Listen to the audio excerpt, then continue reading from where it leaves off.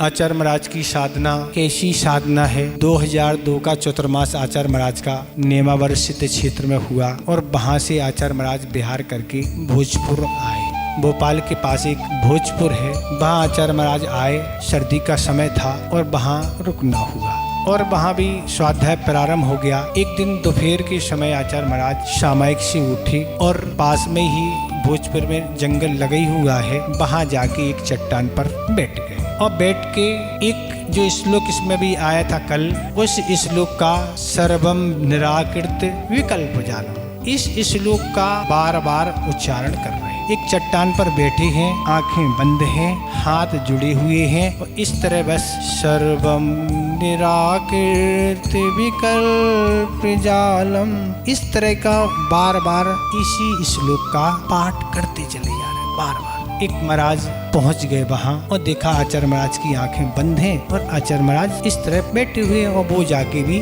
बैठ गए। जब आचार्य महाराज का चिंतन इसका पूर्ण हुआ और आचार्य महाराज ने जब आंखें खोली तो उनने कहा, आचार्य महाराज ने कहा तुम आ गए हो? तो उनने कहा हाँ आ गए। आचार्य महाराज उन्होंने कहा पूर्व आचार्य ने जो भी ग्रंथों की रचना श्लोकों की है जंगलों में बैठ के, आप जैसे साधक भी आज उसका चिंतन मनन और पाठ कर रहे हैं। तो आचार्य महाराज ने कहा कि जो भी इस तरह का श्लोक हमें अच्छा लगता है हम उसका इसी तरह बार बार पाठ करते और कभी कभी तो हम श्लोक और गाथाओं की माला भी फेर लेते। एक माला एक बार पढ़ेंगे, 1 से 8 बार एक ही गाथा श्लोक पढ़ेंगे और माला जैसी हो जाती। तो वह फिर स्मृति का ऐसे चिंतन करने वाले हैं। एक बार तो सुना है कि 24 घंटे या कितने घंटे एक ही गाथा का चिंतन ही करते रहे, इसमें ही निकल गया। ऐसे उनके आचार्य महाराज के ध्यान और चिंतन आदि की प्रक्रिया है।